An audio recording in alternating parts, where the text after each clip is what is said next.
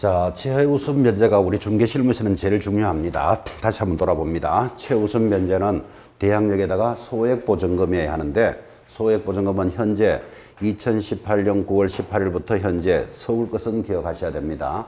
얼마? 1억 1천 이하일 때 3,700만 원까지 가능하죠. 자, 이 최우선 면제의 숫자도 의미가 있지만 가장 중요한 조건 2개 꼭 기억하시고 현장에 나가셔서도 체크하셔야 됩니다. 최우선 면제는 누구보다도 먼저 주는 거니까 조건이 2개가 있습니다. 첫째, 얼마? 2분의 1의 범위 내에서만 최우선해 준다. 두 번째, 내가 이사 들어오는 날짜가 기준이 아니고 선순위가 담보되어 있는 날짜를 기준으로 한다. 그 2가지는 익히셔야 됩니다.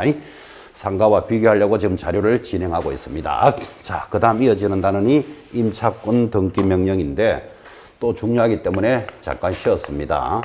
여러분, 임차권은 채권입니다. 채권과 물건이라는 말이 이제 출발하는데, 채권은 사람과 사람 사이에 일어나는 것을 채권이라 합니다. 물건은 사람과 물건 사이에 일어나는데, 지금 보고 있는 임대차보호법은 임대인, 임차인 사이에 일어나니까 사람과 사람 사이에 일어나잖아. 그죠? 이를 채권이라는데, 채권은 등기되지 않습니다. 등기는 물건에 대해서 등기를 하는데, 자, 임차권은 채권인데 등기를 하는데 명령에 의해서 등기를 하겠다. 그러니까 이게 또 아주 독특한 단원이잖아, 지금. 그죠?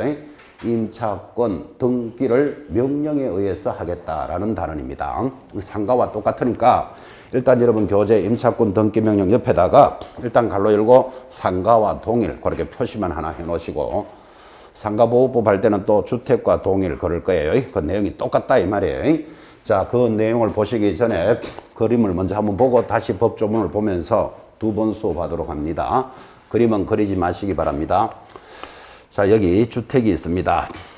건물 주인이, 집 주인이 갑이겠죠. 세입자가 을입니다. 여러분이 5천만 원에 전세를 산다고 칩시다. 자, 갑과 을 사이에 계약을 하고 5천만 원에 살고 있는데 기간이 끝났어요. 끝났으면 어떻게 하면 되죠?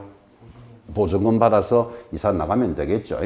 그런데 이 을 임차인이 지방으로 직장이 발령도 났습니다. 자, 그러면 끝났으니까 보증금 받고 이사를 가면 되는데 갑이 보증금을 안 내줍니다. 왜 안 내줄까요? 뭐 돈이 없어서 뭐 여러 가지 사정이 있겠지. 요즘 뭐 주인이 야, 네가 세놓고 받아서 나가라 뭐 이런 사람도 있고, 일단 보증금을 안 내줍니다. 그러면 임차인이 직장이 급하니까 직장을 먼저 갔다가 다음 주 일요일쯤 삽을 들고 와봐야 되겠다 이런 생각하겠죠. 근데 직장 따라 가는 순간 뭐가 깨진다? 대항력이 깨집니다. 이사와 전입은 보증금을 받을 때까지 가지고 있으라 그랬잖아요. 그죠? 그런데 만약에 이 사람이 돈을 안 내주는 것도 지금 문제가 생겼는데 내가 이사 나가버리면 대항력이 깨져 버린다니까요. 자, 그럼 이사도 못 가. 보증금은 안 내줘. 직장은 발령 났어. 자, 이 답답한 사연을 해결하기 위해서 법원에다가 등기해 주세요라고 신청을 하면 법원의 명령에 따라서 등기가 딱 되고, 등기가 되고 난 뒤에는 이사를 가더라도 그 사람의 뭐를 인정해 주겠다? 대항력을 인정해 주겠다. 이런 제도를 임차권 등기 명령이라고 합니다. 이런 제도가 있어야 되겠죠. 그죠? 제가 그죠? 대항력을 인정해 줍니다. 지금 이렇게 딱 적고 출발하는데도 이렇게 많이 물어봤었어요. 앞에 분한테. 자기는 지금 전세 살고 있는데 기간이 끝났어. 그럼 보조금 받고 이사 나가면 되는데 돈을 안 내주면 어떡하겠어요? 하니까 임차권 등기 명령합니다. 그렇게 대답하면 틀려요. 임차권 등기는 대항력을 인정해 준다고 그랬지 보증금을 어떻게 받을까요? 제가 이래 물었잖아 지금. 그죠? 법원에서 임차권 등기했다고 보증금 내주는 기관이 아니잖아 법원이. 그죠?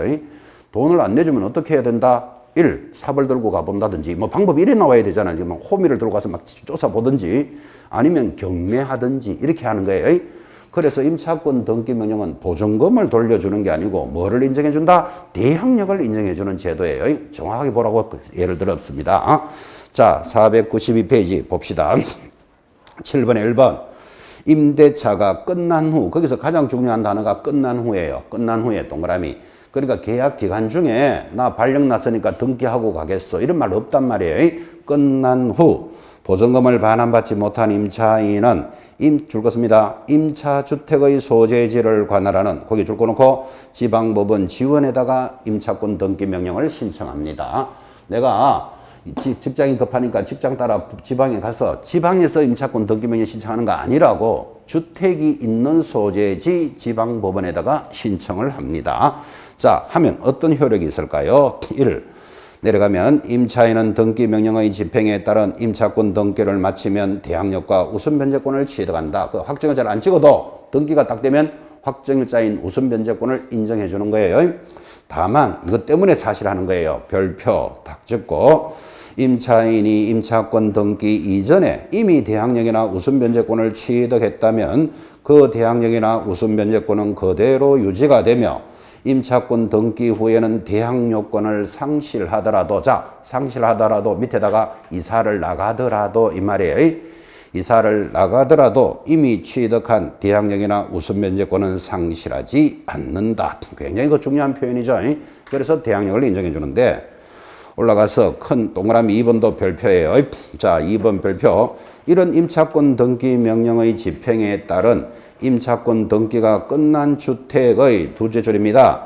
그 이후에 임차인은 줄것입니까? 보증금 중 일정액에 대한 우선변제를 받을 권리가 없다. 줄 닦아놓고 옆에다가 최우선변제 X 요래 적으셔야 돼. 그래서 소액보증금에 의한 우선변제를 뭐라고 부른다? 최우선변제는 받을 권리가 없다. 그게 시험에 잘 들어오는데 방금 우리가 최우선변제를 공부하셨잖아. 그죠? 자, 지금 이 어른, 이제 이 사람이 보증금을 안 내주니까 등기를 하고 나가더라도 대항력은 인정해 준다 그랬죠? 자, 그럼 나갔으면 집은 비었잖아요. 빈 집에 누군가는 들어오겠지. 그 사람은 뭐를 인정해 주지 않는다? 최우선 변제는 인정하지 않는다가 시험에 들어온다 이 말이에요. 그러면 최우선 변제는 인정해 주지 않는다. 그 말은 다른 것들은 다 인정해 준다 하는 말하고도 같은 말이에요. 최우선 변제는 인정하지 않습니다. 자, 그러면 왜 또 최우선 변제는 인정하지 않습니까? 하면 예를 들어서 이 주택에 1번 국민은행에 저당권이 있을 수도 있겠죠.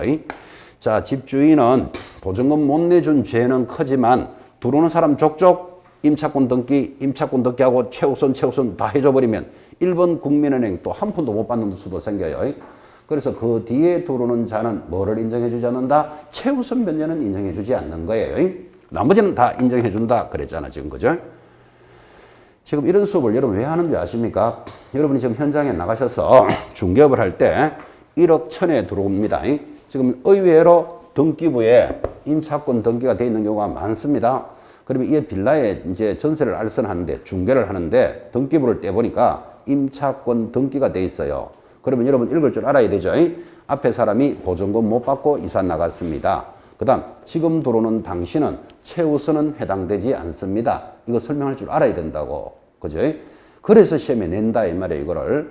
지금 현장에서 개공사들이 의외로 임차권 등기가 많이 돼 있음에도 불구하고 이 등기가 뭔지도 모르고 있으면 그 세입자가 손해를 볼 수 있잖아 지금. 그죠? 그래서 이거 설명 잘못하면 손해배상 청구라는 말이 시작되기 시작한다고. 그래서 이 공부를 하는 이유가 여기 있는 거예요. 여러분 의외로 그죠? 의외로 임차권 등기가 되어 있는 경우를 많이 봐요. 현장에 나가시면. 그래서 임차권 등기가 딱 돼 있으면 그렇게 설명해야 되죠. 앞에 있는 사람이 보증금 못 받고 이사 나갔습니다. 그리고 지금 들어오는 당신은 최우선 변제는 해당되지 않지만 나머지는 다 보호받을 수 있습니다. 그죠? 만약에 들어오는 사람이 보증금 2억에 들어오면 어차피 2억에 들어온 사람은 자기 최우선하고 관계없잖아요. 이해하시겠죠? 만약 1억 1천 이하면 그 이야기를 해줘야 된다고. 최우선에 해당되는데 당신은 최우선은 해당되지 않습니다. 이렇게 읽을 줄 알아라고 지금 이 공부를 하는 거예요. 지금 임차권 등기 중요합니다. 자, 이제 493페이지 내려갑니다. 이제 지금까지 보증금을 보호했다면 지금부터는 기간을 보호해 줍니다. 1. 임대차 기간 동그라미 1번입니다. 기간을 정하지 아니하거나 2년 미만으로 정한 임대차는 얼마로 본다? 2년으로 본다. 아, 그래서 주택은 무조건 2년은 살 수 있도록 해주겠다. 법에 이렇게 정했습니다. 2년의 동그라미. 다만 별표 딱 찍고 줄 것입니다. 임차인은 2년 미만이 유효함을 주장할 수 있다. 이럴 때 임차인을 임대인이라고 시험에 굉장히 잘 바꿔내요. 그래서 이제 별표를 찍은 거예요. 지금 줄 긋는 걸 해석을 이렇게 합니다. 여러분이 어떤 집에 세를 얻으러 갔어요. 세를 얻으러 가니까 그 집주인이 여기 방이 한 칸 있는데 6개월이 지나면 우리 아들이 제대를 하면 써야 되니까 당신이 6개월만 살려면 들어오시오 그러는 거예요. 그러니까 여러분 세입자가 알았어 6개월만 살겠어 하고 들어가서는 6개월 만에 비껴줘도 되지만 2년을 주장할 수 있다 이 말이에요. 딱 들어보니까 누구에게 유리하다? 임차인에게 일방적으로 유리한 거예요. 임차인만이 2년 미만이 유효함을 주장할 수 있다. 그렇게 해석하는 거예요. 자, 그러면 이걸 역으로 만약에 여러분이 집 주인이라면 저 세입자가 6개월만 살겠소 하고 들어오면 믿으면 된다 안 된다? 믿으면 안 된다고. 6개월만 살겠소 해놓고 약속대로 비켜주면 다행인데 2년을 주장해버리면 제대한 아들은 어디서 자야 된다? 마당에서 자야 된다. 텐트 치고 군대와 같이 자야 돼요. 그런 수가 생긴다고요. 제대한 아들 마당에 텐트 치고 자는 수가 생긴다고요. 지금 그죠? 그래서 임차인만이 일방적으로 유리하다. 그 모습을 잘 보셔야 됩니다. 제 아는 분이 그죠? 서울에서 근무를 하다가 지금 이제 한 10년 전의 이야기인데 중국 북경으로 이제 발령이 났어요. 그런데 중국 북경으로 하는데 이제 애들하고 다 데리고 가는 거예요. 그래서 서울에서 아파트를 살고 있다가 이제 이삿짐 다 싸서 중국으로 가는데 5년 정도 근무하기로 예정이 돼 있는 거예요. 그러니까 자기 아파트를 2년 동안 세 줬겠죠.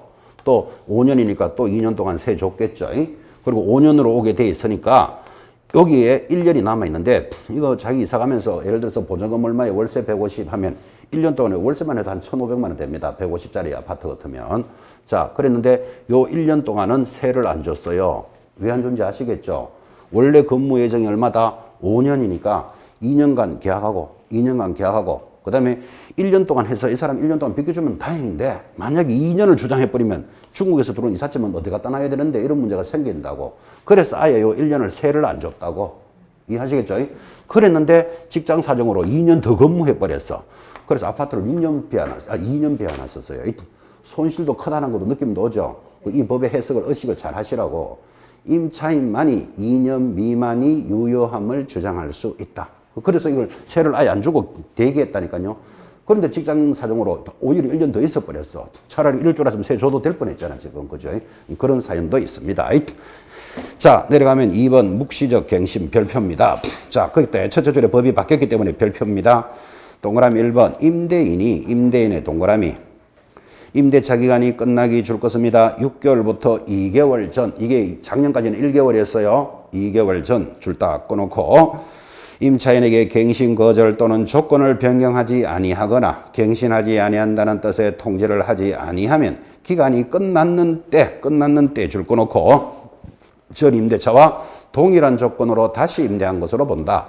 이번에는 임차인의 동그라미 끝날 때까지 얼마 2개월 전 줄 꺼놓고 통지하지 아니한 경우에도 또한 같다. 해놓고 이제 밑에 내용이 내려오는데 그림으로 익힙니다. 갈로 익힌 문제 굉장히 잘 돌아요. 자, 지금 묵시적 갱신이다 또는 법정 갱신은 이렇게 설명합니다. 주택임대차 무조건 몇 년을 살 수 있도록 해준다. 무조건 2년은 살 수 있도록 해준다 그랬잖아요. 2년으로 본다 그랬으니까. 그런데 기간이 끝나기 임대인은 6개월부터 2개월 사이에 임차인, 세입자는 끝나기 2개월 전까지는 서로가 통지를 하라 그랬어요. 예를 들면 집주인이 이 기간 안에 세입자 보고 계속 있을 겁니까? 나갈 겁니까? 이렇게 물어봐야 돼. 임차인은 나는 끝나면 나가요? 안 나가요? 이렇게 이야기를 해야 돼. 만약에 더 있을 겁니다 하면 임대인이 뭐 보조금 한 500도 올려주세요. 뭐 이런 말도 있겠지. 그죠? 이렇게 서로가 통지를 해야 되는데 둘 다 말이 없습니다. 왜 말이 없을까요? 입이 무거워서. 둘 다 말이 없는 거예요.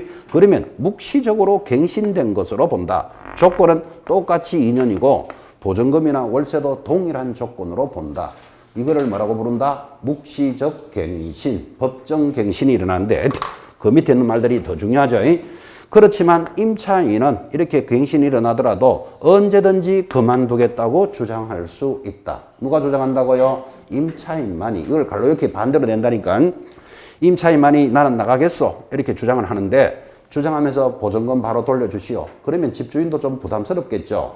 그래서 3개월이 지나면 그 효력은 발생하는데 임차인은 2달치 월세는 밀려놓고 이런 권리만을 주장할 수는 없다. 여기까지가 법정갱신, 묵시적 갱신이에요.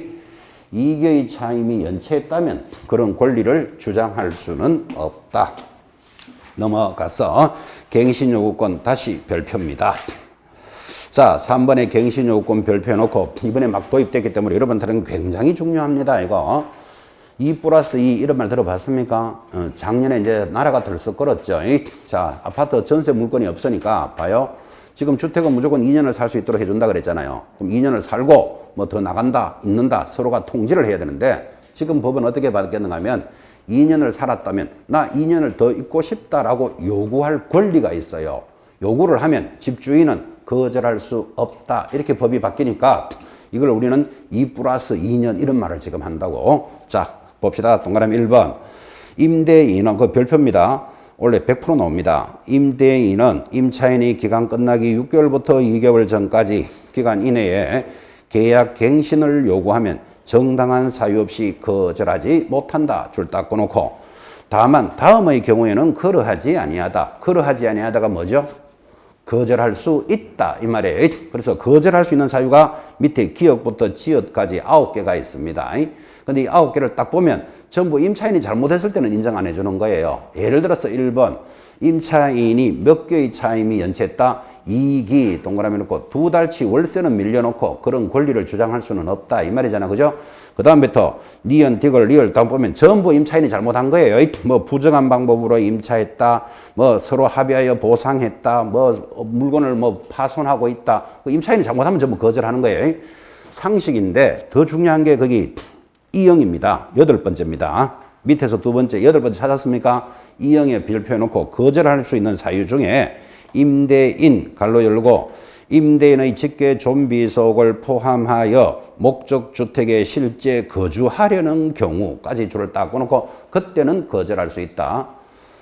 자, 주목합니다. 지금 이런 이야기 했습니다. 원래 주택임대차는 2년을 사는 거예요. 그럼 2년을 살고 끝날 때쯤 되면 집주인과 세입자가 나 나간다, 있는다 서로 통지를 해야 되는데 없으면 묵시적으로 갱신된다 그랬잖아. 그죠? 그런데 임차인이 뭐라고 했는가 하면 나 2년을 더 살고 싶소 이렇게 이야기를 했어. 이야기를 하면 집주인은 거절할 수 없다. 법을 이렇게 만들었는 거예요. 그러면 2년에다가 2년을 더 살 수 있는데 거절할 수 없는데 거절할 수 있는 사유가 모두 9개가 있어. 그 9개를 쫙 보면 전부 다 임차인이 잘못했을 때는 인정 안 해주는 거예요. 근데 8번째가 뭔가 하면 임대인이 집주인이 내가 더 가서 살 거야. 그러면 거절할 수 있는 사유에 들어가 있다고. 그게 중요하다니까요. 별표 딱 찍고 그때 임대인의 직계 존비속이라는 것은 임대인을 기준으로 자기 부모님이 돌아서 살아도 되고 자식이 돌아서 살아도 돼. 이거를 임대인의 직계 존비속이라 그래요. 자, 거기까지를 체크했는데 박스 밑에 2번. 그때 임차인은 갱신 요구권을 몇 번 요구할 수 있다. 딱 한 번은 요구할 수 있고 1회 동그라미 이 경우 기간은 얼마로 본다? 2년으로 본다. 그래서 이걸 2 플러스 2년이다. 이제 이렇게 이야기하는 거예요. 자, 그 다음에 주목합니다. 그러면 이제 임대인이 내가 더 가서 살 거야. 그러면 이제 거절할 수 있다 그랬잖아. 그죠? 근데 사실은요. 임대인이 더 가서 살 생각이 없어. 지금 이 사람이 월세 50만 원으로 받고 있는데 지금 물건이 많이 없으니까 월세 80으로 두겠다는 사람이 들어올 수 있다니까요. 그러면 내가 더 가서 살겠소 하고 그 임차인을 보내고 자기가 안 들어가고 이제 월세 80짜리를 돌리려고 그러는 거예요. 그러면 누가 손해를 입었죠? 나갔던 임차인이 손해를 입을 수 있잖아. 그죠? 그래서 주인이 자기가 들어온다고 해서 비켜줬는데, 주인이 안 들어왔다. 그러면 자기가 입은 손해에 대해서 뭐 할 수 있다? 손해배상을 청구할 수 있다. 이렇게 딱 나가는 거예요. 세팅이 나가는 이유를 아시겠죠? 그죠? 그래서 내려가면 오른쪽입니다. 그때 405페이지, 거기 494페이지 밑에 동그라미 5번 읽고 갑시다. 자, 94페이지 제일 밑에 동그라미 5번. 임대인이 직접 거주할 목적으로 갱신을 거절하였음에도 불구하고 갱신 요구가 거절되지 아니하였더라면 갱신되었을 기간이 만료되기 전에 정당한 사유 없이 제3자에게 목적주택을 3자에게 목적주택을 줬다고요. 월세나 보증금 더 받으려고. 자, 그럴 때는 임대인은 갱신 거절로 인하여 임차인이 입은 뭐를 손해를 배상해야 된다라고 만들었어요. 자, 그러면 이제 손해를 배상해야 되니까 얼마를 배상해야 되는데 궁금하지 않나요? 오른쪽 올라갑니다. 그때 손해배상액은 거절 당시 당사자 간의 손해배상 예정에 관한 합의가 이루어지지 않으면 합의에 동그라미 놓고 여러분 합의 잘 될까요? 안 될까요? 안 되지. 예를 들면 이런 거잖아요. 임차인이 나 계속 있었으면 월세 50으로 있었을 거야. 근데 나가는 바람에 월세 100만 원짜리를 구했어. 그럼 한 50씩 손해 입었겠죠? 그러면 그 50씩 입은 손해에 대해서 배상하자고 합의가 되면 다행인데 합의가 될 일이 잘 없죠. 그래서 합의가 안 되면 어떻게 한다? 다음 금액 중 큰 금액으로 한다. 그게 시험에 나와요. 큰 금액에 줄 거 놓고 다음 금액 중 같은 금액으로 한다. 작은 금액으로 한다 하면 틀려요. 큰 금액으로 한다. 뭐에 큰 금액으로 하는데 기역, 니은, 디귿의 큰 금액인데 거기 있는 건 크게 볼 필요 없어요. 월세 뭐 3년, 뭐 3개월치에 해당되는 거에 금액이 큰 거, 뭐 2년치에 해당되는 거 큰 거, 이런 건 시험에 물을 일은 없어요. 왜? 뭐 월세인지 보증금이 얼마인지 우리가 알 수가 없잖아, 지금. 그죠? 중요한 게 뭐라고요? 다음 금액 중 큰 금액으로 한다에 큰에다가 동그라미를 딱 찍어 놓으셔야 됩니다. 자, 그 다음에 또 여러분 물어봅시다. 그러면 2년 살던 자가 2년을 더 있고 싶다는 건 인정은 되겠는데 한 푼도 안 올려주고 2년을 있겠다. 그럴 수는 없죠. 그죠? 그래서 내려가면 4번에 1번 차임의 정액 청구해서 동그라미 2번 첫째 줄 것입니다.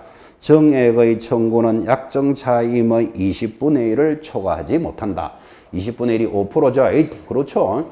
2년 살다가 나 2년 더 사는데 한 푼도 안 올려주고 더 있을 수는 없으니까 얼마까지 올릴 수 있다? 5%를 정액할 수 있는데 조심해야 될 거 정감은 20분의 1이 아니고 정액은 20분의 1이잖아. 그죠? 그러니까 감 내려가는 건 얼마까지 내려갈까요? 내려가는 것은 아무리 내려가도 요가지 않겠다. 그래서 감이 없다는 걸 잘 보셔야 돼요. 이거 눈 크게 안 뜨면 정감은 20분의 1 여기에 당한다고. 정액은 20분의 1을 초과할 수 없다. 그러면 감 깎아주는 것은 얼마든지 깎아줘도 요가지 않겠다를 기억해 놓으셔야 됩니다. 옆에다가 아예 정감 해놓고 X 표시해 놓으셔야 돼요. 정감하면 감액은 얼마든지 깎아줘도 관계가 없다. 제일 밑에 월 차임의 전환 이런 건 참고로 보시면 되고, 자 넘어가서 496페이지 또 이 주택에서 중요한 게 5번 임차권의 성계입니다. 성계의 동그라미. 자, 성계를 동그라미 하라는 이유는 상속이 아니고 성계라고 동그라미 하셨는데 이렇게 하고 법조문 봅시다. 주목합니다. 지금 아까 갑과 을 사이에 임대차가 일어났다 그랬죠. 그때 보증금 1억에 2년간 살겠다라고 계약을 했는데 을이라니까 좀 재미가 없잖아요. 그래서 임차인을 이을식이다 이름을 달겠습니다. 자, 그러면 임대인이 누구? 갑. 임차인은 이을식. 계약을 1억에 2년간 살겠다라고 계약을 했는데 그 기간 중에 임차인 이을식이가 사망하는 수가 있다 없다? 있다. 사망할 수 있겠죠. 왜 사망했죠? 숨을 안 쉬니까 뭐 독침에 맞았으니까 사망을 하면 이을식이가 같이 살고 있는 사람이 배우자가 있다. 그럼 이 배우자는 보증금 1억을 받을 권리가 있다 없다? 있겠지. 그거를 뭐라 그런다? 상속이라 그런다고요. 그러니까 우리가 상속되는 사람이 있으면 공부할 필요 없다고 상속시키면 되니까. 자, 다시 이을식이가 사망을 했는데 살고 있는 사람이 자식이에요. 자식하고 같이 살 수도 있죠. 그죠? 그럼 이을식이가 사망하면 이 보증금을 누가 받으면 된다? 자식이 받으면 되잖아요. 그거를 보고 뭐라고 부른다? 상속이다 이렇게 부른다고. 그런데 이을식이가 사는 사람이 사실상 혼인관계자예요. 사실상 혼인관계자. 여러분 혼인신고는 하지 않고 같이 사는 사람이에요. 우리말 일종의 동거인이죠. 그러면 서류상으로는 남이잖아. 그죠? 그러면 사실상 혼인관계자가 이 보증금 1억을 받을 권리가 있다 없다? 있다. 그죠? 그래서 이걸 있으니까 상속이란 말을 못하고 지금 성계에다가 동그라미를 했다고. 그죠? 자, 그러니까 자식이 상속인이 있으면 상속되면 되니까 이야기할 필요 없는데 없다면 사실상 혼인관계자가 성계를 해준다고요.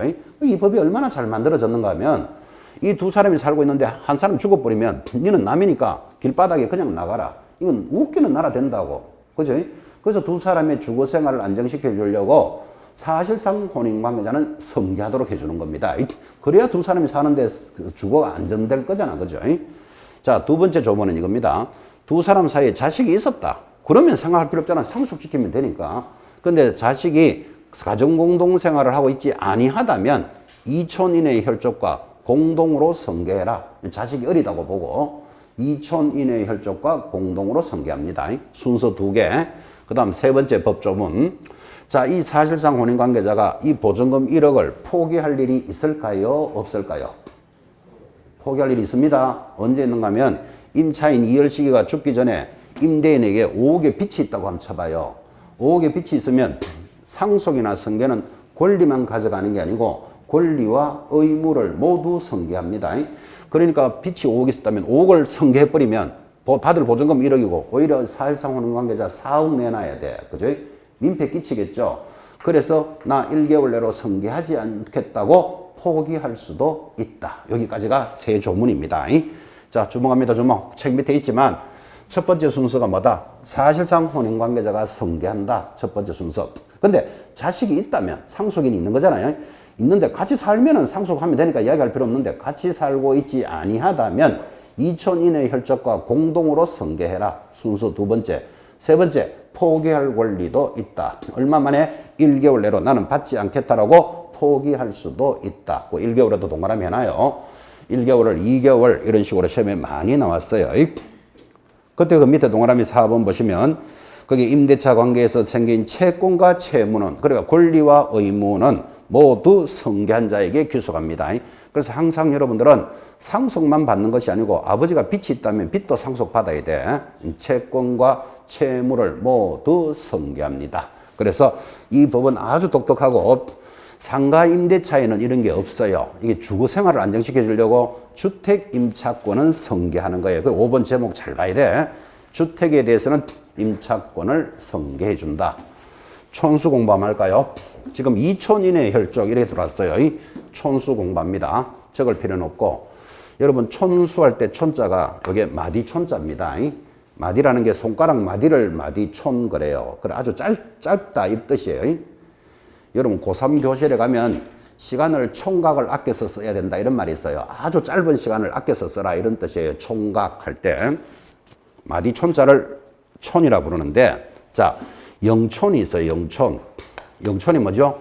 마디 한 개도 연결이 안 돼 있어. 영촌 누굴까요? 부부예요. 부부. 부부는 영촌 관계다 이래요. 그럼 영촌 뭐 다른 말로 무촌, 뭐 촌수가 없으니까 무촌이다 이런 말을 하는데, 가깝다는 말이다 멀다는 말이다. 가깝고도 멀다는 말이에요. 그렇게 촌수가 없을 정도로 한 몸이다. 이게 무촌이에요. 그런데 하나라도 연결 안 됐으니까 돌았으면 남인 거예요. 그래서 부부는 돌았으면 남이다가 여기서 나와요. 영촌 또는 무촌. 1촌은 누굴까요? 마디 한 개로 연결되어 있는 거 부모 자식 간이에요. 그래서 세상에서 제일 가까운 사이가 마디 하나로 딱 연결되어 있어. 자식하고. 2촌은 누굴까요? 형제 간을 2촌이라 그래요. 형제 자매는 2촌, 마디 두 개로 연결되어 있어요. 3촌은 아버지 형제하고는 3촌이에요. 어머니 형제면 외삼촌 이렇게 붙이면 되지. 3촌. 4촌은요. 아버지 형제의 자식하고는 4촌이에요. 그래서 5촌, 6촌, 7촌에서 8촌까지가 민법상 일가친지예요. 이게 일가친지. 결혼식 가서 그런 말 많이 들어보셨죠?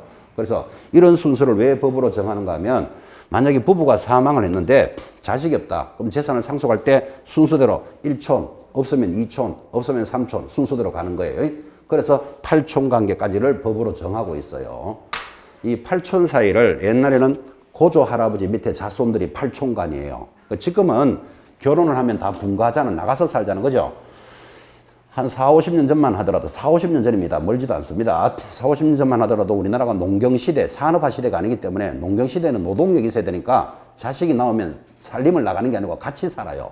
그래서 8촌이 한 집에서 산다 그래요. 그래서 8촌 간에는 굉장히 친한 사이예요. 같이 밥도 먹고 같이 자고 이렇게 같이 싸우면서 자라니까. 근데 지금은 이제 형제도 잘 못 보죠. 하나는 미국 있고 하나는 캐나다 있고 이러면 뭐 형제간도 뭐 몇십 년 못 보는데 지금, 그죠? 그래서 8촌은 내 집에 한 집에서 자라기 때문에 8촌 간 관계가 굉장히 가까운 사이였어요. 예전에 그 농경 시대는, 그죠? 자, 지금 우리 시험에서 2촌 이내의 혈족과 공동으로 생각할 때 2촌이 누구다? 형제예요. 그러면 죽은 임차인 이열시계하고는 형제간이니까 상속인하고는 3촌 관계예요. 그래서 두 사람이 승계를 하라 이런 뜻이에요. 2촌 하는 말이 그래서 지나갔어요.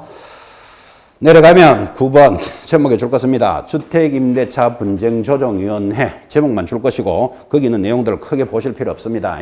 제목 보니까 뭐가 생각납니까? 주택임대차에 대해서 분쟁이 생기면 조정을 해주는 거예요. 예를 들어서 아파트 세를 줬는데 수도꼭지가 고장났어요. 수도꼭지 임차인이 고쳐야 된다, 집주인이 고쳐야 된다. 애매하죠. 임차인 네가 잘못했잖아, 고쳐라 이러고, 아파트 거니까 집주인이 고쳐라 이러면 분쟁이 생기잖아, 그죠? 수도꼭지야 뭐 누가 고쳐도 아무것도 아닌데 보일러 600만 원짜리가 고장났다. 자, 임차인 네가 잘못 썼잖아, 막 이렇게 주장하겠지. 임대인은 야 아파트 거니까 네가 고쳐라 이러면 이제 분쟁이 생기니까 이거를 해결해 주는 기관 이름이 뭐죠? 주택임대차 분쟁조정위원회가 있다. 요건 알고 계셔야 된다고, 그죠? 그래서 관할되는 내용은 참고로 보시면 됩니다. 넘어가서 뭐 임기하고 이런 것까지 다 봐야 될 내용은 아니고, 넘어가서 499페이지 상가 임대차 보호법이 돌아왔습니다. 자, 지금 주택에 대해서 여러분하고 꼼꼼하게 이렇게 정리를 하고 있는데, 아까도 이야기했다시피 주택은 만들어진 지가 40년이 됐어요. 그래서 주거 생활을 안정하기 위한 법은 일찍 만들어졌어요. 1990년대, 80년대부터. 그리고 이제 상가는 드디어 10년 전에 만들었어요. 주거를 가지고 있는 사람이 영업을 하기 위해서는 상가를 구하잖아. 그죠? 여러분들도 나중에 시험에 합격하시면 중개사무소 구할 때 그게 상가잖아. 그죠? 그러면 상가 임대차 보호법도 알아야 된다고요. 생활 법률입니다. 자, 이 주택임대차를 베껴서 상가를 그대로 만들었는데 차이 나는 게 시험에 나온다. 그래서 차이 나는 걸 위주로 강조할 거고, 차이 나는 부분이 첫 번째 부분이 제일 큰 차이가 나요. 자, 상가임대차 보호법이 출발하는데 한 장 넘기시면 500페이지입니다. 큰 2번 별표하고 환산보증금 범위 내에서만 보호받습니다. 이게 가장 중요한 건데 동그라미 1번 아래 표에 규정된 줄 것입니까? 환산보증금 이하의 상가임차인은 동법, 이 법에 전부 적용을 받는다. 그거 줄 딱 꺼놓고 밑에 표를 보시면 거기 2019년 4월 2일이 제일 밑에 있죠? 밑에다가 현재 적어놓고 자, 현재 서울은 얼마로 돼 있죠?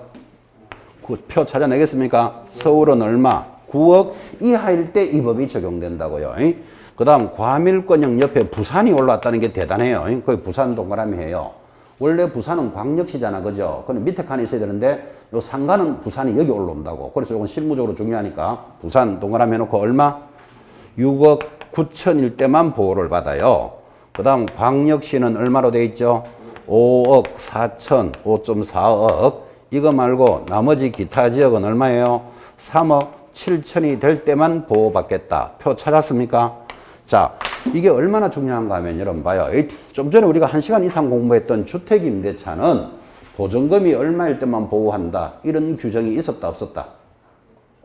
없었어요. 아까 주택임대차 출발할 때 어떻게 했죠? 살림만 살면 보호해 줍니다. 그랬지 보증금 얼마일 때 보호해 줍니다 라는 게 없었다니까요. 근데 상가는 봐요. 영업만 한다고 되는 게 아니고 이 보증금 이하일 때만 이 법이 적용된다 이랬단 말이에요. 그래서 이게 가장 중요한 표다 그런 뜻이에요. 민법에서는 그냥 보증금 범위 냅니다 이 정도로만 가지만 중개실무에서는 이 숫자 기억해 놓으셔야 돼요. 자, 그래서 다른 거는 몰라도 서울 것은 기억하셔야 됩니다. 시험에 제일 잘 나오니까. 서울은 얼마라고요? 9억 이하일 때만 이 법이 보호받는 거예요. 자, 여러분 감각을 살리려고 질문합니다. 제가 어떤 자료에 지금 전세보증금 주택에 사는 사람이 가장 비싼 보증금이 얼마일까 했던 자료를 보니까 한 63억인가 60억에 사는 사람이 있대요. 제 속으로 미친놈 아니고 그죠? 아파트를 사도 몇 개 사겠구만은. 그래 하여튼 60억에 전세보증금 사는 세입자가 있다면 그 세입자는 좀 전에 우리가 공부했던 주택임대차 보호 된다 안 된다? 됩니다. 고개를 흔들고 있으면 안 된다니까요. 주택은 보증금의 기준이 없다니까 살림만 살면 보호해 준다니까요. 그럼 60억에 사는 사람은 뭐는 안 될까요? 최우선 면제는 안 되겠지. 자기가 1억 천을 넘었으니까. 그죠? 안 해주려고 안 해주는 거 자기가 보증금이 세서 안 해주는 거잖아. 이거는. 그죠? 그래서 60억에 전세 사는 사람이라도 대항력, 우선 면제, 확정일 자체금인 우선 면제권, 임차권 등기 명령, 차임의 전감, 묵시적 갱신, 2+2 다 적용된다고. 주택임대차는 살림만 살면 보호해주지 보증금이 얼마여야 된다는 게 없다니까요. 그래서 강조하잖아요. 지금 상가는 보증금의 기준이 있다니까요. 이 첫 번째 부분이 가장 중요하다고요. 다른 거는 몰라도 서울권 기억해요. 얼마? 9억 이하일 때만 보호받을 수 있는 거예요. 9억 이하일 때. 자, 그리고 나머지 숫자들도 좀 봤으면 좋겠으니까 기억하기 좋게 6, 9는 54. 그러면 좀 기억하겠습니까? 6, 9, 54. 그 다음에 기타 지역은 3억 7천. 덤으로 그까지 알면 더 좋겠습니다. 근데 몰라도 뭐는 기억해야 된다? 서울 것은 기억해야 된다. 9억 이하일 때만 보호를 받습니다. 자, 그래서 이제 오른쪽에 갑니다. 501페이지. 지금 가장 크게 세게 강조했는데, 거기 오른쪽 3번에 1번 줄 거 봐요. 환산보증금을 초과하여도 적용되는 기준. 그거 줄 거 놓고 별표. 쭉 내려가면 큰 2번. 환산보증금을 초과하는 경우에 적용되지 않는 규정. 그것도 별표. 자, 상가에서는 이 부분이 제일 중요하다 이 말이에요.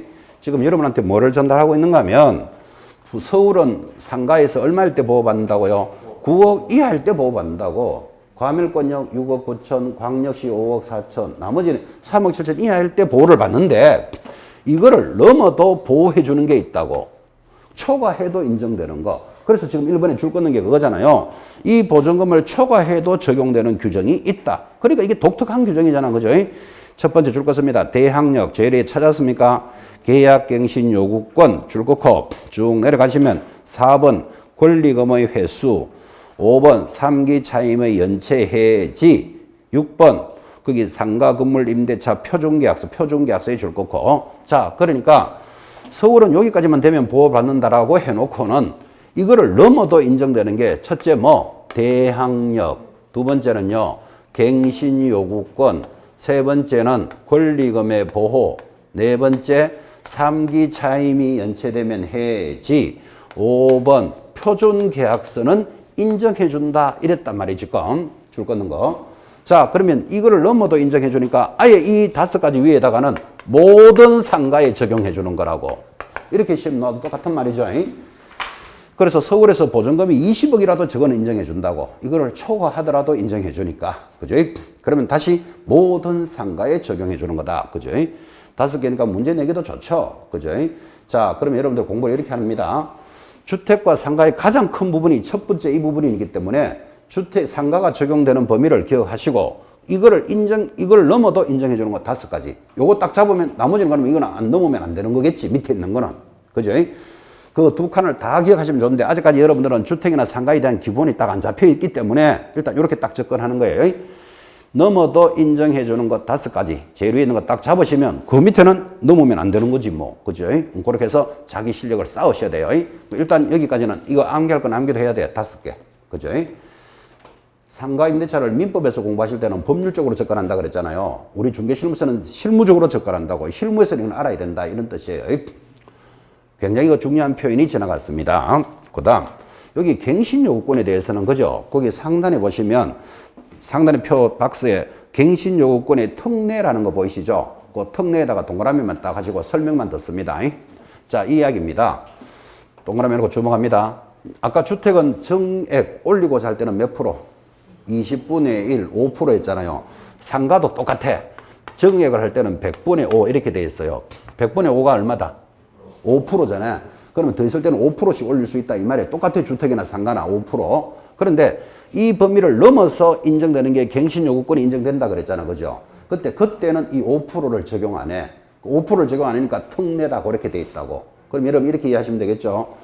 서울에서 9억 이하일 때는 이 법이 적용될 때는 올라갈 때는 얼마? 5%밖에 못 올리는데 20억짜리 상가도 인정해 준다 그랬잖아요. 갱신요구권은. 그때는 자기들이 합의하는 금액이에요. 그래서 그걸 특례라고 한다고. 그러면 그때는 올리고자 할 때는 10%든 15%든 마음대로 올릴 수 있다고. 되겠습니까? 서로 간에 뭐 하면? 합의를 하면. 그죠? 그래서 이거를 갱신요구권의 특례라고 그럽니다.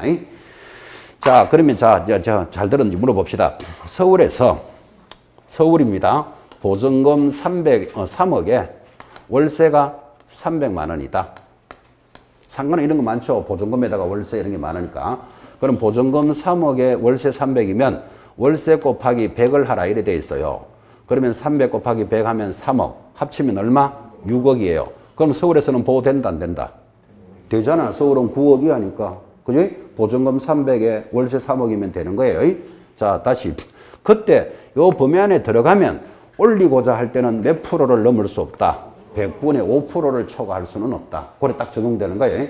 근데 만약에 서울에서 상가가 이제 20억, 보증금 20억에 있어요.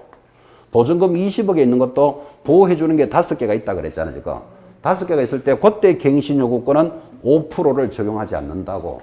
자기들이 알아서 받으면 된다고. 됐죠? 그게 특례예요. 그거 까칠하기 때문에 거기까지는 짚어놓고. 그 다음부터는 이제 편안합니다. 넘어갑니다.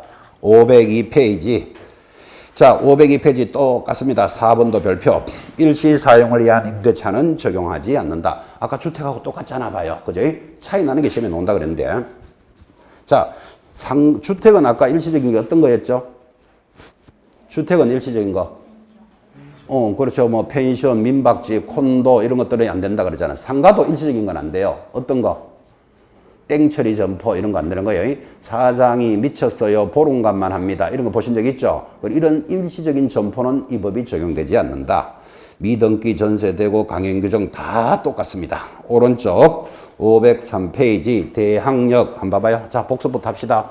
주택에 대한 대항력 뭐라 그랬죠? 이사와 전입신고를 하면 그 다음날 0시부터 건물 주인이 바뀌더라도 보증금도 돌려받고 기간 동안 살 수 있는 힘이라 그랬잖아. 그죠? 상가도 똑같아. 대항력이. 자, 제리에 503페이지입니다. 등기가 없는 경우에도 임차인이 건물을 인도받고 건물의 인도 동그라미. 여러분 주택은 이사가고 이런 말 하지만 상가는 이사간다 안 그래요. 인도받고 이러는 거예요. 인도받고 바로 밑에 사업자 등록을 신청한 때 그 두 가지 동그라미 해놓고 그 다음 날부터 누구에 대해서 사업자에 대해서 대항력을 생긴다. 무슨 뜻인데 하니까 바로 밑에 2번이 대항력의 표준말이라고 그랬죠. 임차 건물의 양수인은 하면 양수인이 눈에 쭉 보입니까? 누군지. 양수인은 누구의 지위를 임대인의 지위를 승계한 것으로 본다. 이게 대항력의 표준말.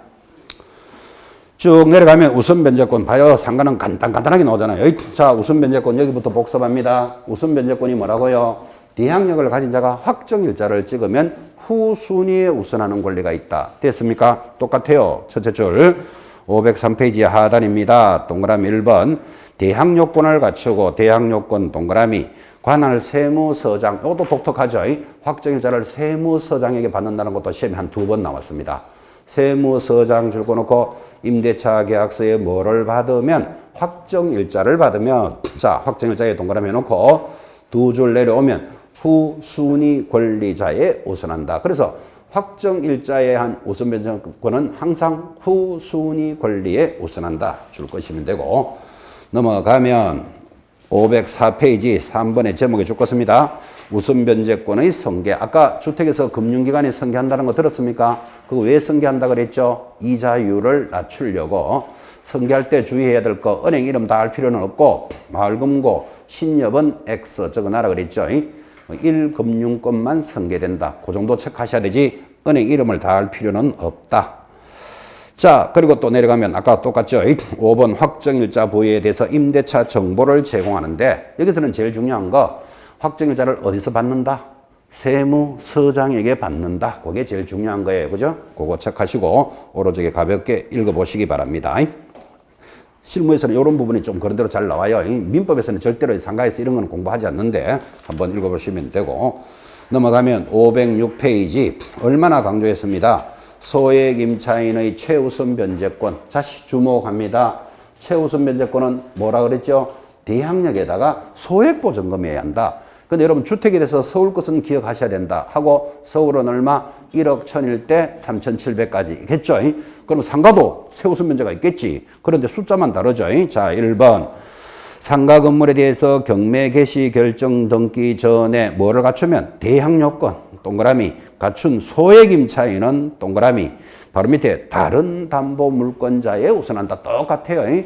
자, 그리고는 밑에 소액이 얼마입니까가 나오는데 그 표를 보시면 제일 밑에 2014년 1월 1일 있죠. 그 밑에다가 현재 적어놓고 2014년이니까 지금부터 7년 전입니다. 7년 전부터 서울은 얼마? 6,500일 때 2,200까지 이렇게 돼 있잖아. 그죠? 7년 전에 바뀌고 아직 안 바뀌었어요. 그럼 이거 지금 7년이나 지났는데 여러분 시험에서 굳이 물을 이유 있다 없다? 없어. 그래서 숫자를 그냥 줄만 하나 꺼요. 6,500일 때 2,200까지 봤으니까 시험에 놓을 일은 거의 없다 이 말이에요. 7년 전에 바뀌고 아직 안 바뀌었어요 이게. 자, 그런데 이거는 기억해야 된다 그랬어요. 주목합니다. 주택은 기억해야 된다 그랬어요. 언제? 1억 1000일 때 3,700원 기억하라 그랬잖아요. 그죠? 상가는 이렇게 돼 있다. 그것까지만 아시면 되고. 자, 역시 오른쪽에 올라가서 교재 507페이지 상단 보증금 일정액의 거기 동그라미 1번의 둘째 줄 얼마의 범위 내에서만 해준다? 2분의 1의 범위 찾았나요? 동그라미. 그럼 여기 봐요. 최우선 변제는 가장 중요한 게 2분의 1의 범위 선순위 담보일자인데 상가도 똑같아요. 이게 원래 상가는 3분의 1이었어요. 근데 지금 그 2분의 1에 체크하고 있잖아요. 지금 그죠? 그러니까 지금 상가 있는 거 책을 보셔도 되고 여기 있는 거 이거를 보셔도 된다고. 최우선 변제는 주택과 상가가 똑같아. 그죠? 체크하시면 되고. 역시 마지막 밑에 3번도 똑같아요. 상가 건물 임대차 위원회도 줄 거예요. 자, 상가 건물 임대차 위원회 아까 했던 거 복습합니다. 서울은 지금 1억 1000일 때 3,700까지인데 이런 거를 누가 결정한다? 주택임대차위원회가 결정한다 그랬잖아. 그죠? 그럼 상가도 상가임대차위원회가 있겠지. 그죠? 그래서 있다는 것만 아시면 됩니다. 줄 꺼놓으시고 넘어가면 위원회 임기 그런 거는 보실 것도 없고 509페이지입니다. 자, 509페이지 상단 또 차이 나는 거 나오죠. 임대차 기간 아까 주택임대차는 기간이 얼마? 2년이라 그랬잖아요. 상가는 얼마? 상단. 기간을 정하지 아니하거나 1년 미만으로 정한 임대차는 얼마로 본다? 1년으로 본다. 그때 임차인이 다시 동그라미 1년 미만이 유효함을 주장할 수 있다. 그래서 아까 주택은 얼마? 2년, 상가는 얼마? 1년. 자, 그런데 내려가면 2번 갱신요구권 별표입니다. 거기 첫째 줄에 보시면 임대인은 임차인이 임대차 기간 만료 줄 것입니까? 6개월부터 1개월 전까지 거기 줄 거 놓고 아까 주택은 얼마입니까? 6개월에서 2개월 전까지 했잖아요. 그죠? 그 차이 나는 거 지금 구분하라고 지금 강조하고 있습니다. 까지 갱신을 요구하면 거절할 수 없다. 그런데 다음의 경우에는 거러하지 아니하다. 거러하지 아니하다는 말은 거절할 수 있다. 이 말이에요. 거절할 수 있는 사유 박스에 모두 8개가 들어오는데 전부 임차인이 잘못한 거라 그랬잖아요. 그죠? 근데 기억 차이 나는 거 있죠? 임차인이 몇 개의 차임? 3기. 아까 주택은 몇 기? 2기고로 차이 나는 거를 잡으셔야 돼. 그 다음에 나머지 니은택을 리을 밑에 다 똑같아. 다 똑같은데 그죠? 거기 오른쪽에 빈칸 있잖아요. 그 박스 오른쪽에 적어요. 박스 오른쪽에 받아쓰기. 임대인이 직접 거주할 경우 임대인이 직접 거주할 경우 거절 사유 X 거절 사유 X 끝. 무슨 말인지 이해하시겠죠? 일부러 주거지 적어드렸는데 자 지금 거절 사유는 주택과 상가 똑같아요. 임차인이 잘못했을 때 거절할 수 있기 때문에. 근데 여기 상가는 주택과 다른 게 뭐다? 임대인이 직접 들어올 때 거절한다는 건 없다 이 말이에요. 아까 주택에는 있었죠? 그럼 주택에서는 그거 시험에 들어와요. 그래서 그거 하나 메모하고 넘어가면 똑같습니다. 박스 밑에입니다. 동그라미 2번. 그때 임차인의 갱신 요구권은 최초 임대차를 포함하여 여러분 포함 이거 중요합니다. 포함에 동그라미 옆에다가 제외 X 적어놔야 돼. 박스 밑에 2번 보고 있습니다. 포함하여 전체 임대차가 얼마? 10년을 초과하지 않는 범위 내에서만 적용해 준다. 그림 봅니다. 자, 주목. 지금은 상가입니다. 상가니까 그림도 이렇게 그립니다. 여러분 지금 여러분이 앉아 계시는 이 건물도 상가잖아요. 상가. 그죠? 주택이 아니죠. 여기 임대인이 누구지요? 갑이 있겠지. 세입자 을이 있겠죠. 이걸 임차인 그럽니다. 자, 임차인이 이 점포를 얻어서 호프집을 한다고 칩시다. 서울이라고 치고 보증금 500만 원에 5억에 월세 400만 원 합시다.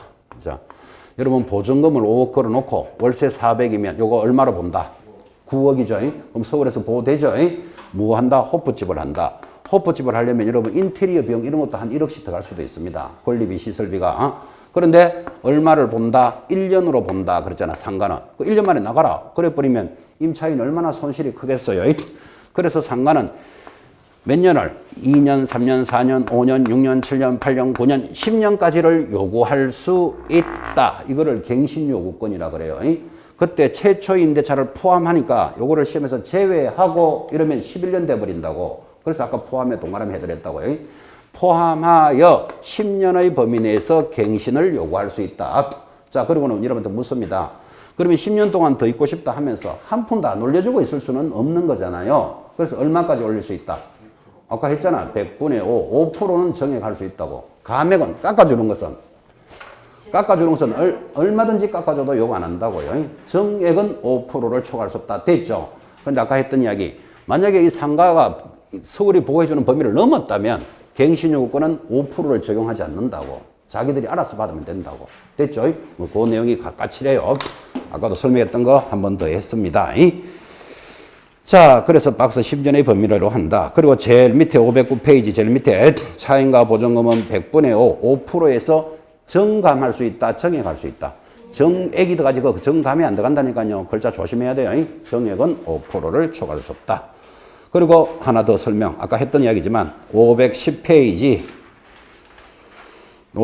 제일 상단 5번. 만약에 환산보증금을 초과하면 자, 법 적용 대상 보증금을 초과하는 임대차의 갱신의 경우에는 당사자는 상가 건물에 대한 조세 공과금, 주변 상가 건물의 차임과 보증금, 그 밖의 부담이나 경제 사정을 고려하여 자, 지금부터 줄 것입니다. 차임과 보증금의 정감을 청구할 수 있다. 5%를 적용하지 않는다 이 말하고 있는 거예요.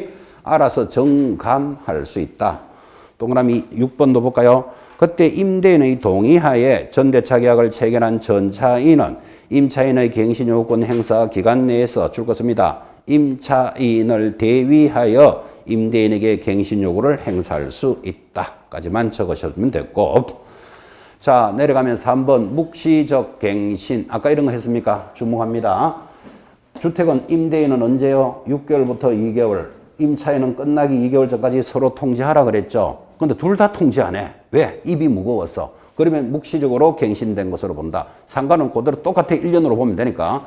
그리고 임차인은 갱신되더라도 3개월이 지나면 효력이 발생한다. 다 똑같아요. 내용이. 묵시적 갱신 복습해 보셨고.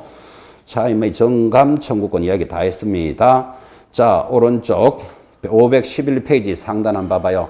임차권 등기 명령 중요한 부분인데 거기 뭐라고 적어놨죠? 주택과 동일하다 그래놨잖아. 그죠? 아까는 또 상가와 동일하다 그랬어요. 복습합시다. 임차권 등기가 뭐죠?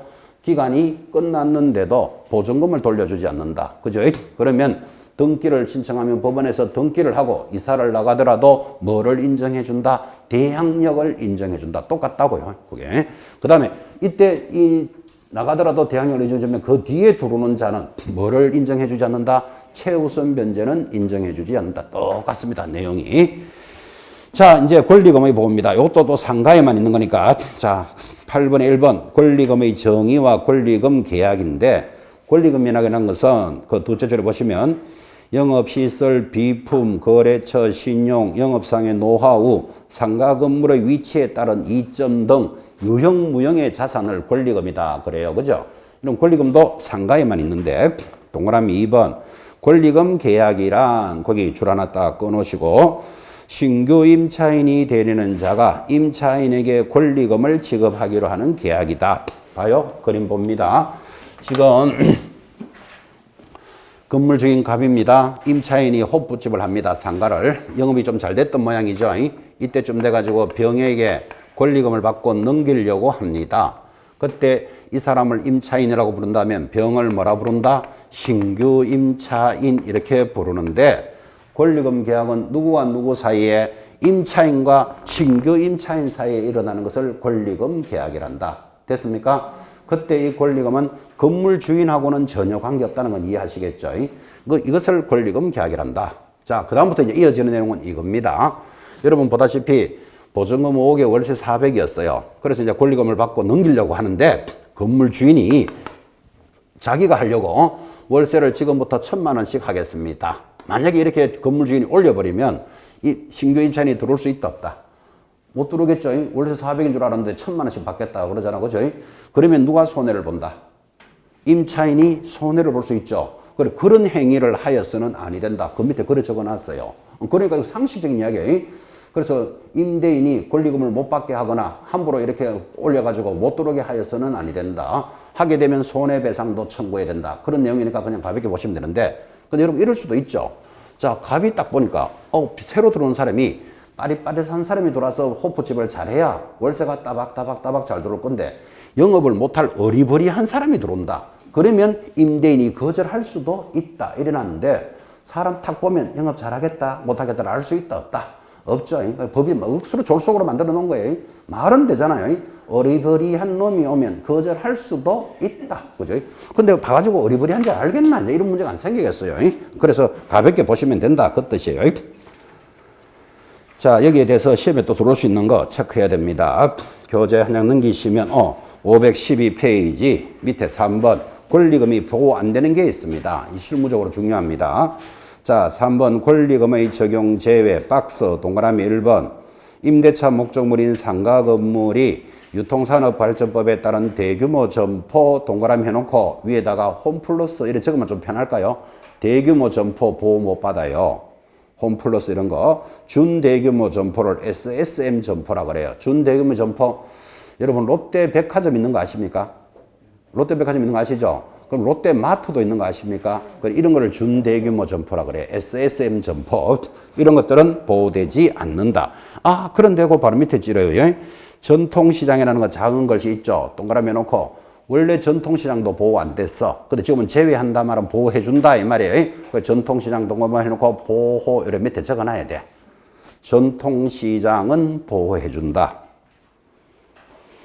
바로 밑에 동그라미 2번 임대차 목적물인 상가 건물이 국유재산법에 따른 국유재산 동그라미 바로 밑에 공유재산도 보호되지 않습니다. 여러분 상가가 나라가 가지고 있는 국유 공유 있을까요? 상가가 많아요. 여러분 지하철역 내려가 봤죠? 거기 상가들 쫙 있는 거 누구하고 계약한다? 지하철공사, 뭐 서울시 이런 거하고 하는 거예요. 그런 상가들이 전부 국유 공유예요. 대로변에 토큰박스 가게 있는 거 보셨죠? 토큰박스는 그거 전부 서울시 이런 거하고 계약하는 거예요. 이런 것들은 권리금이 보호되지 않는다. 다 했습니다. 자, 내려가면 그때 4번 표준권리금 계약서 한번 읽으시면 되고, 요거 하나 체크합시다. 513페이지 오른쪽 밑에 9번의 첫째 줄을 보면 법무부 장관은 찾았습니까? 그 법무부 장관의 동그라미 해놓으시고 상가 건물 임대차 표준계약서를 정하는데, 여러분이 공부하시는 우리 중개사 자격증 또는 우리 중개사법에서 장관이 나왔다 하면 누굽니까? 국토장관밖에 없잖아, 사실은. 그죠? 근데 여기 봐요. 독특하게 법무부 장관이 계약서를 만드는 게 하나 있어요. 그래서 표준 임대차 계약서는 법무부 장관, 그것만 하나 체크하시면 됩니다. 됐죠? 그리고 제일 밑에 줄 하나 껐습니다. 계속 이야기했지만 임차인이 차임 연체액이 3개의 차임에 달하도록 연체하면 계약을 해지할 수 있다. 아까 주택은 몇 기? 2기, 상가는 3기, 석 달치 월세가 밀리면 해지할 수 있다. 그죠? 그런 내용으로 기억하시면 됩니다. 올라가서 514페이지 상가 건물 임대차 분쟁 조정위원회도 있다. 제목에 줄 것입니다. 제목에. 아까 주택 임대차 분쟁 조정위원회 들으셨죠? 그럼 상가도 있다고 줄만 끄시면 되는 거예요. 이게 주택만 있다가 상가가 작년부터 만들어졌어요. 그럼 이 줄을 꺼드리는 이유는 주택 임대차 분쟁 조정위원회만 있다. 그러면 틀리잖아, 지금. 그죠? 상가 임대차 분쟁 조정위원회도 있다. 그것까지만 아시면 됩니다. 다 했고, 이제 넘어가시면 520페이지 오늘 수업의 마무리 경매 펴놓고 10분 쉬었다 갑시다.